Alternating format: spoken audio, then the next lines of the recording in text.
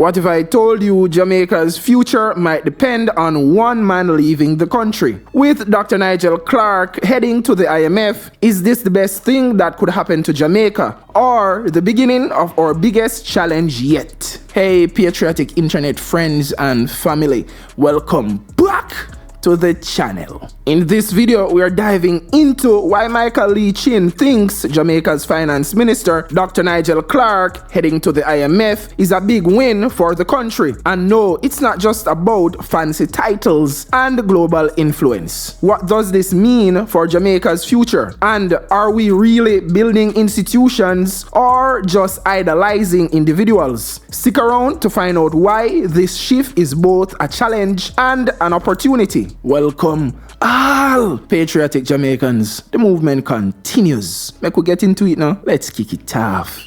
Jamaica, so in case you haven't heard, Dr. Nigel Clarke's Jamaica's Minister of Finance, the guy who's been steering our economic ship, is packing his bags for the IMF. That's right. Come October 31st, 2024, he's trading in his Jamaican office for a fancy new one as the Deputy Managing Director of the International Monetary Fund. Some are panicking, wondering who will fill the void in Jamaica's government. Others like National Commercial Bank Chairman Michael LeeChins are celebrating this as a win for Jamaica. But why is this such a big deal? And should we be worried about who's next in line to take over? Stick around because we're going to break down why LeeChins say Jamaica shouldn't be freaking out and why some might be overestimating the whole indispensable thing. Jamaica now, some people including opposition leader Mark Golding are in full "the sky is falling" mode, claiming the government can't function without Clarke. Jamaica, but let's pause for a second. Michael LeeChins dropped some serious wisdom when he said, and I'm paraphrasing here, "No one is irreplaceable." He even quoted General De Gaulle saying there are a lot of indispensable people in the grave. Basically, Jamaica isn't about any one person. It's about the institutions. And sure, Clarke has been a key figure, but LeeChins' point is that we should focus on building strong institutions, not just relying on superstar personalities. So rest easy, folks. Clarke might be off to the IMF, but the rest of us, we're not exactly packing up and calling it quits. But wait, does this mean Jamaica's in good hands, or are we headed for a bumpy ride? And what about our economy? Let's dig deeper. The positive takeaways. LeeChins makes it clear that Clarke's move to the IMF actually proves that Jamaica can punch above its weight on the global stage. It's not just a win for Clarke personally, but a testament to what Jamaica has achieved. But the real question is, who's next? While the Prime Minister assures us that there's a smooth transition ahead, LeeChins' focus is on the future of Jamaica's economy. He's saying we need growth, real growth, not just the kind that looks good on paper. Exactly. And with the economy barely growing at 0.1% in the last quarter, the forecast isn't exactly promising. Exactly. But hey, at least we're not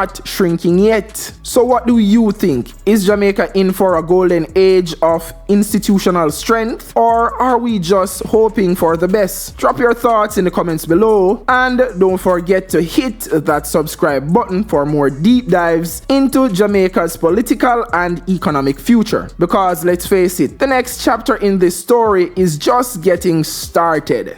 Here are some questions that you might have regarding Dr. Nigel Clarke's appointment to the IMF and Jamaica's future, along with the answers to those concerns.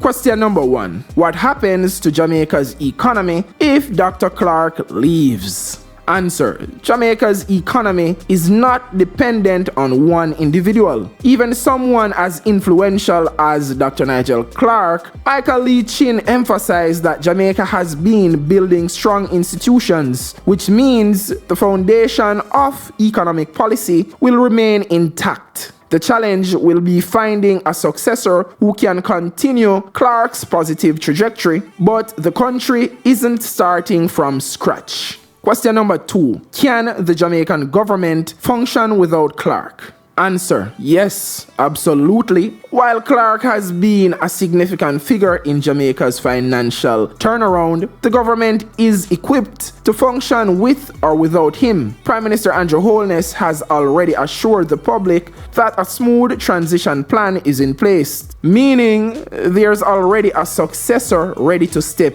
in and keep things moving forward. Question number 3. Will Jamaica's financial progress stall without Clarke? Answer: Jamaica's progress isn't tied up to one person. Clarke's work has laid a solid groundwork for economic growth. And as LeeChins pointed out, the country is focused on strengthening its institutions. So while the shift may bring challenges, it also presents an opportunity for someone else to build on Clarke's legacy and push the economy towards sustainable growth. Question number 4. Is Clarke leaving because the economy is in trouble? Answer: no. Clarke's move to the IMF is actually a reflection of his success and Jamaica's growing global recognition. His departure isn't a sign of failure, but rather that Jamaica is contributing talent to the world stage. It's a good thing for the country as it showcases the strength and capabilities of its leaders. Question number 5. Will Jamaica's economy shrink without Clarke's leadership? Answer: while the economy has faced some challenges such as flat growth in the last quarter, this isn't solely dependent on Clarke's leadership. LeeChins highlighted the need for policies that encourage growth, and the new finance minister will have to prioritize creating an environment for economic expansion. Clarke has set a high standard, but the country is poised to continue moving forward. Question number 6. Is Jamaica just a stepping stone for its leaders to leave for global roles? Answer: rather than viewing Clarke's move as a loss, it's a recognition of the talent Jamaica produces. Clarke going to the IMF put Jamaica on the map as a country that can produce global leaders. While there's concern about leadership turnover, it's also an opportunity for new talent to step up and for Jamaica to showcase its influence internationally. Question number 7. Will there be chaos in the transition between finance ministers? Answer: the government has assured that the transition will be smooth and plans are already in place to find Clarke's successor. While change can bring uncertainty, Jamaica is not a one-man show. The country's institutions, built and strengthened over time, will continue to guide policy and economic decisions, ensuring stability. So that's it for now, my patriotic internet friends and family. See you in the next one. One love, Jamaica.